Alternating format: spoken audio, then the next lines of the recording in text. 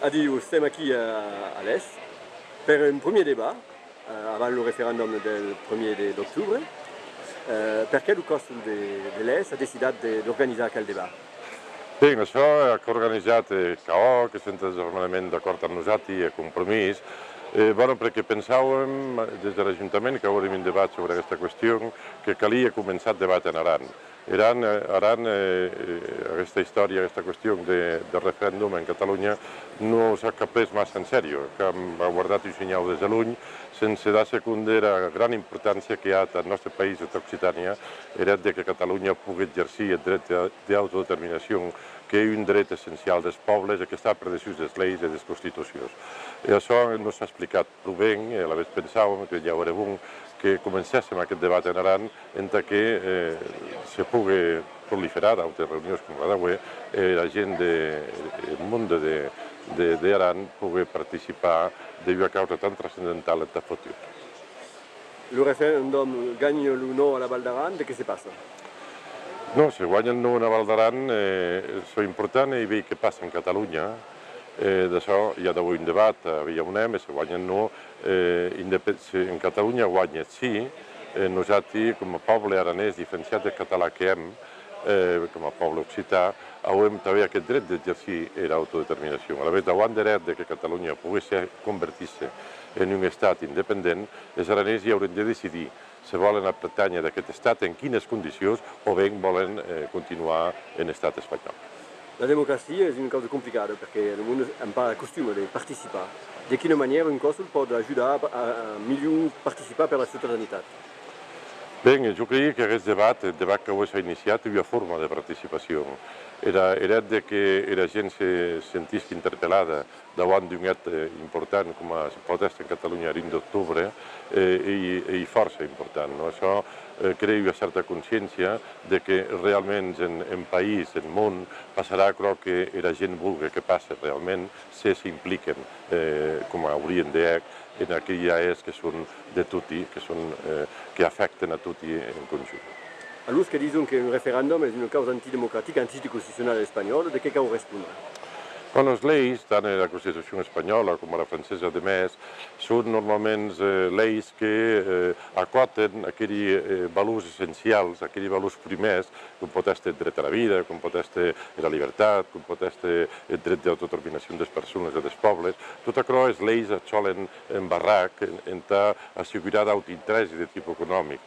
Ja cops el respecte als pobles, a les persones, són molts cops concatenats en aquelles constitucions que no deixen exercir aquest dret per purament interessos fonamentalment econòmics. Contra això cal lluitar.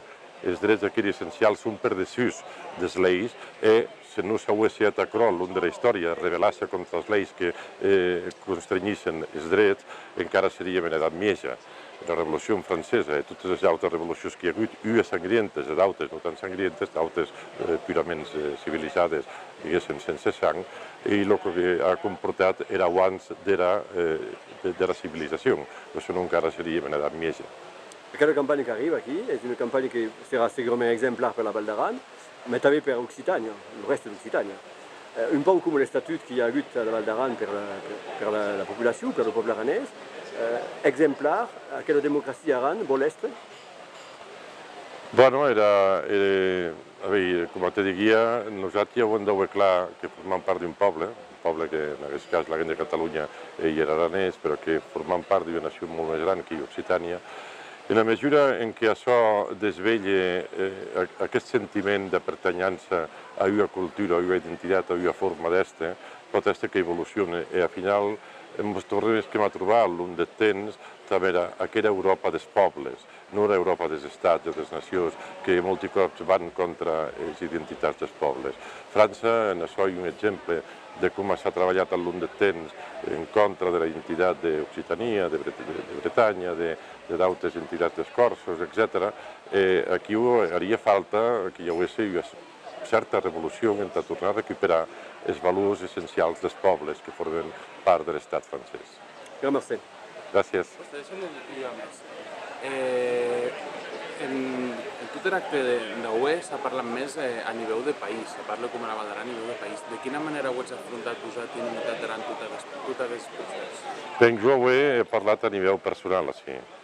Unitat d'Aran en aquest moment està en una línia diferent d'aquella que era uns quants anys quan se fundà com a partit, durant 20 anys, estarà en 2000, està un partit nacionalista aranès. Avui encara conserva el nom, però no és un partit nacionalista aranès. Avui, per lo que vegi, està més leu en l'òrbita del Partit Socialista Català i els directrius de l'executiva actual van en una línia diferent de la que haurien anat si realment actuessin com a partit nacionalista aranès. De totes formes, jo com a alcalde, els alcaldes d'Aran, siguin d'Unitat d'Aran o de que sigui, les diria que han d'haver una responsabilitat molt important. No són els directius dels partits els que han de marcar el que caué en quant a deixar o no locals. Nosaltres no hem jutges tampoc de decidir si ens cal deixar un local. Si les deixem els locals a qui se vol, que m'ho demana, no seria massa lògic que no hi hagués un local a demanda de la Generalitat de Catalunya. I aquesta és la reflexió que vull als alcaldes, que valoren exactament tan responsabilitat de la decisió que van a prendre.